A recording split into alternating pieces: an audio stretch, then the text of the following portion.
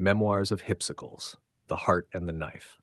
Chaos reigned that night, though I remember it in fragments, fireflies of memory trapped in amber. Hendrik's laughter shaking the masts, the crew scattering, some jeering, some stunned into silence, the waves slapping against the hull like drums of war, and Leon collapsed, bleeding out onto the planks, his chest carved open by Hendrik's blade. I should have broken then. I should have let him slip into the abyss, as countless souls had before. But something in me, older than the curse, older than Hendrik's command, would not allow it. While Hendrik basked in his triumph, strutting across the deck, I slipped away, into his cabin, into the lair that reeked of salt and rot and cruelty. And there, upon a pedestal of barnacled oak, I found it. Hendrik's heart. Not a metaphorical one, not some symbol of his dominion, his true heart. Blackened, shriveled, pulsing faintly, as though the sea itself still fed it.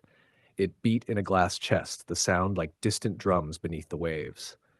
My dagger was in my hand before I could think. One strike shattered the glass, another cut through the sinews. The heart writhed, leaking brine instead of blood. I wrapped it in cloth and fled, the Dutchman's timbers groaning as if she knew her master's lifeblood had been stolen. When I returned to the deck, Leon was still alive, barely. His breath rattled, his skin pale, blood soaking his shirt. His eyes found mine, clouded with pain but still burning. I knelt beside him, pressing the bundle into his trembling hands. "Take it," I whispered. "End him. Bind yourself to the ship before it takes you fully." He stared, disbelieving. His lips moved, the faintest breath of my name. Hypsy. I tore my own dagger free, the same blade that had cut 100 throats, the same blade that had once marked his flesh in Hendrik's cruel spectacle. I forced it into his grip. "Do it, Leon. Drive it through. Make this ship yours. Live." The crew surged around us, shouting, cursing, unsure whether to stop us or flee.